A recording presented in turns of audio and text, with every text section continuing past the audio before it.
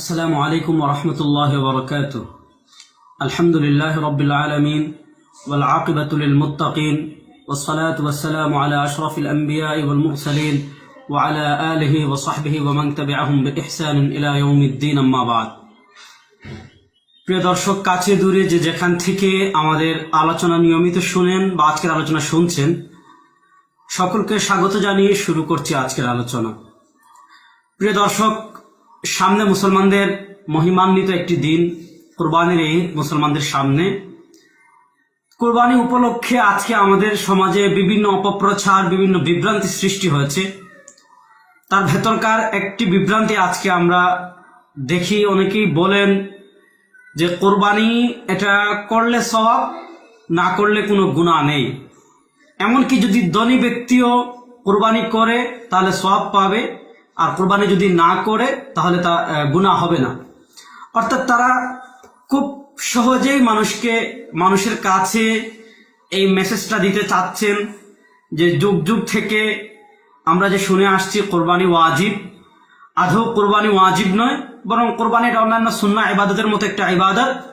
যদি আপনি করেন তাহলে সওয়াব হবে, আর যদি না করেন তাহলে গুনাহ হবে না। প্রিয় দর্শক, কোরবানি ওয়াজিব এর পক্ষে যে দলিলগুলো আছে সেই দলিলগুলো নিয়ে আমি খুব বিস্তারিত কথা আরেকদিন বলবো। আজকে আমি আমাদের দেশে যারা কোরবানিকে সুন্নাহ বলেন বা বলতে চান মানুষের কাছে যে করলে সওয়াব, না করলে গুনাহ নেই, তারা মূলত মুসলিম শরীফের একটা হাদিস দ্বারা দলিল পেশ করেন। সেই হাদিস নিয়ে আমি আজকে কিছু কথা প্রথমে আপনাদের সামনে পেশ করছি। রাসূলুল্লাহ সাল্লাল্লাহু আলাইহি ওয়াসাল্লাম হাদিসের মধ্যে বলেন, যে ব্যক্তি যুলহজ মাসে উপনীত হয়েছে ওয়া আরাদা আন ইউদাহিয়া, আর সে ইচ্ছে করেছে কুরবানি করার, ফালইউমসিক আন শা'রিহি ওয়া আযফারিহি, সে যেন তার শরীরের নখ এবং চুল না কাটে।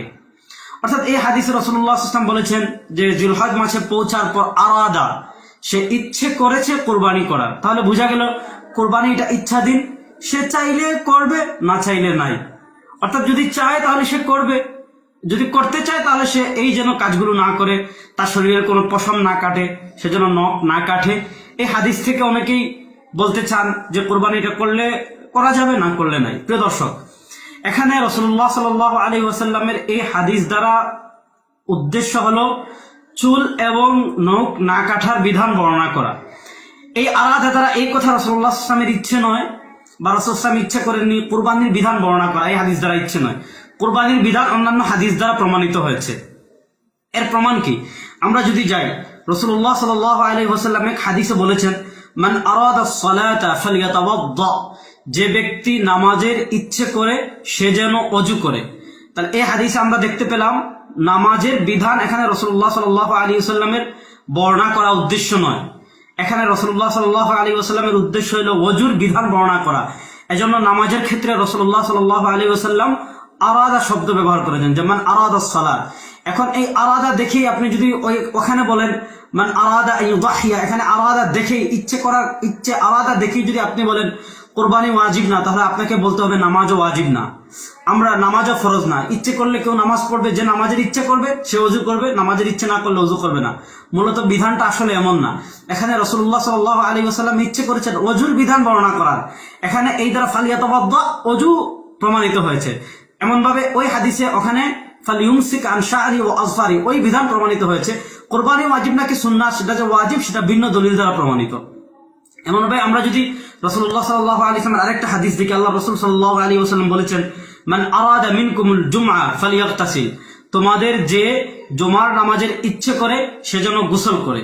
তাহলে এখানে রাসূলুল্লাহ সাল্লাল্লাহু আলাইহি ওয়াসাল্লাম আরাদাল জুমআ, জুমার ইচ্ছে করার কথা। এটার দ্বারা আপনি এটা বলতে পারবেন না যে জুমার নামাজ চাইলে পড়বে, না পড়লে নাই, জুমার ইচ্ছে করলে সে গোসল করবে। মূলত এখানে রাসূলুল্লাহ সাল্লাল্লাহু আলাইহি ওয়াসাল্লামের ফোকাসটা গোসল করার উদ্দেশ্য। অর্থাৎ রাসূলুল্লাহ সাল্লাল্লাহু আলাইহি ওয়াসাল্লাম গোসলের বিধান বর্ণনা করেছেন যে যদি জুমার ইচ্ছে করে সে গোসল করবে। অর্থাৎ গোসল করা জুমার জন্য ভিন্ন সুন্নাহ, বাকি জুমার নামাজ ওয়াজিব ফরজ, এটা ভিন্ন দলিল দ্বারা প্রমাণিত।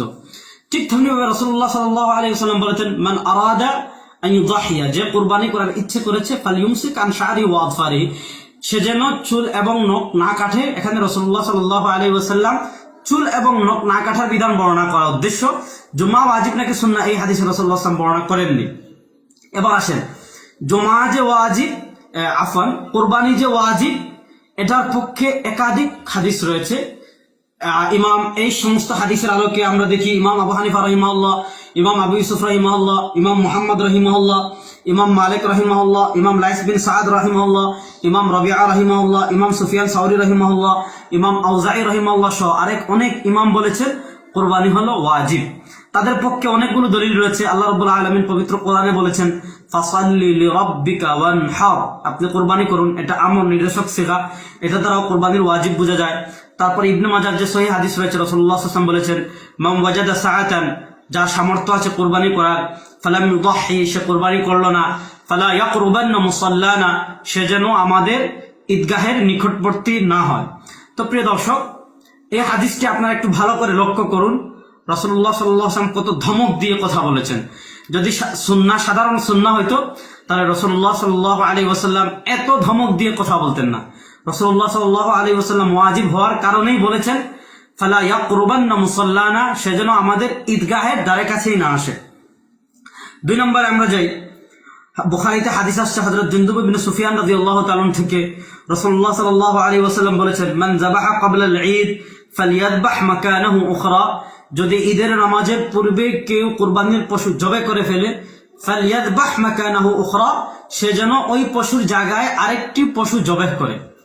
প্রিয় দর্শক দেখুন, কুরবানি যদি এমন ইবাদত হইল যে করলেও হবে না করলেও নাই, করলে সওয়াব না করলে কোনো গুনাহ নাই, কুরবানি যদি ওয়াজিব না হতো তাহলে রাসূলুল্লাহ সাল্লাল্লাহু আলাইহি ওয়াসাল্লাম ফালইয়াযবাহ মাকানাহু উখরা, এর জায়গায় আরেকটি জবে করার নির্দেশ। আপনারা জানেন প্রিয় দর্শক, ফালইয়াযবাহ এটা হলো আমরের সিগা। রাসূলুল্লাহ সাল্লাল্লাহু আলাইহি ওয়াসাল্লাম নির্দেশ দিয়েছেন যে ফালইয়াযবাহ মাকানাহু উখরা, এর জায়গায় সে যেন আরেকটি পশু জবে করে। এখন কুরবানি যদি স্বাভাবিক সুন্নাহ হতো যে করলে গুনাহ না করলে নাই, তাহলে রাসূলুল্লাহ সাল্লাল্লাহু আলাইহি ওয়াসাল্লাম তাকে এত গুরুত্ব দিয়ে বলতেন না। এই গুরুত্ব দিয়েছেন রাসূলুল্লাহ সাল্লাল্লাহু আলাইহি ওয়াসাল্লাম, এর থেকেই বোঝা যায় যে কুরবানি সুন্নাহ না বরং কুরবানি ওয়াজিব। তারপরে আমরা যদি যাই, বুখারীতে আরেকটা হাদিস এসেছে আন আবি বুরদা ইবনে ইয়াসার, হযরত আবু বুরদা ইবনে ইয়াসার রাদিয়াল্লাহু আনহু থেকে বর্ণিত, ক্বালা ইয়া রাসূলুল্লাহ ইন্না ইনদি জাযআ, যে আমার নিকট একটা জাযা আছে, ওটার একটা বিশেষ প্রকার, এটাকে দিয়ে আমি কুরবানি করব। রাসূলুল্লাহ সাল্লাল্লাহু আলাইহি ওয়াসাল্লাম তার জবাবে বলেছেন ইযবাহহা, অবশ্যই তুমি জবাহ করো, ওয়ালান তুজজি আন গায়রিক, তুমি ছাড়া অন্য কেউ এটা দ্বারা কি করতে পারবে না, আন আহাদিম বাদাক, তোমার পরে আর কার পক্ষ থেকে জাযা দ্বারা কুরবানি করলে আদায় হবে না। এই হাদিস থেকেও আমরা বুঝি কুরবানি ওয়াজিব, কারণ রাসূলুল্লাহ সাল্লাল্লাহু আলাইহি ওয়াসাল্লাম থাকে গুরুত্ব সহকারে কুরবানি ইযবাহহা আমরের সিগা ব্যবহার করেছেন। এছাড়া যে হাদিস মুসনাদে আহমদ, নাসাঈ সহ বিভিন্ন কিতাবে এসেছে, রাসূলুল্লাহ সাল্লাল্লাহু আলাইহি ওয়াসাল্লাম বলেছেন আলা কুল্লি আহলি বাইতিন ফি কুল্লি আমিন উযহিয়াতুন ওয়া আতিরা, যে প্রত্যেক পরিবারের উপর প্রত্যেক বছর, আলা কুল্লি আহলি বাইত, প্রত্যেক পরিবারের উপর, অর্থাৎ প্রত্যেক না, যাদের সামর্থ্য আছে তাদের উপর, আলা এটা ওয়াজিবের জন্য আসে, উযহিয়া ওয়াজিব হয়, ওয়া আতিরা ইসলামের প্রাথমিক যুগে ওয়াজিব ছিল, সেটা পরবর্তীতে কি হয়ে গিয়েছে, রহিত হয়ে গিয়েছে, সেটা ভিন্ন কথা। তো এত দলিলের আলোকে আরো অনেক দলিল আছে, সবগুলো দলিল নিয়ে আজকে বিস্তারিত আলোচনা করছি না, পরবর্তীতে আলোচনা করবো ইনশাআল্লাহ। এত দলিলের আলোকে ইমাম মালিক রাহিমাহুল্লাহ, ইমাম আউজাঈ রাহিমাহুল্লাহ, ইমাম লাইস ইবনে সাদ রাহিমাহুল্লাহ, সুফিয়ান সাউরি রাহিমাহুল্লাহ, ইমাম আবু হানিফা রাহিমাহুল্লাহ, ইমাম আবু ইউসুফ রাহিমাহুল্লাহ, ইমাম মুহাম্মদ রাহিমাহুল্লাহ, ইমাম রাবিআ রাহিমাহুল্লাহ সহ আরো অনেক ইমামগণ বলেছেন কুরবানি ওয়াজিব। কুরবানি এটা ওয়াজিব, এটা যাদের সামর্থ্য আছে তাদের উপর কুরবানি ওয়াজিব, এটাই বিশুদ্ধ কথা। এজন্য প্রিয় দর্শক, আমাদের সমাজে যে সকল ভাইয়েরা বিভ্রান্তি ছড়ান যে ধনীরাও যদি কুরবানি না করে গুনাহ হবে না, তাদের অপপ্রচারে বিভ্রান্ত হবেন না। কুরবানি ওয়াজিব, যাদের উপর করবে সামর্থ্যবান, যারা নেশাব পরিমাণ সম্পদের মালিক, তারা অবশ্যই কুরবানি করবেন।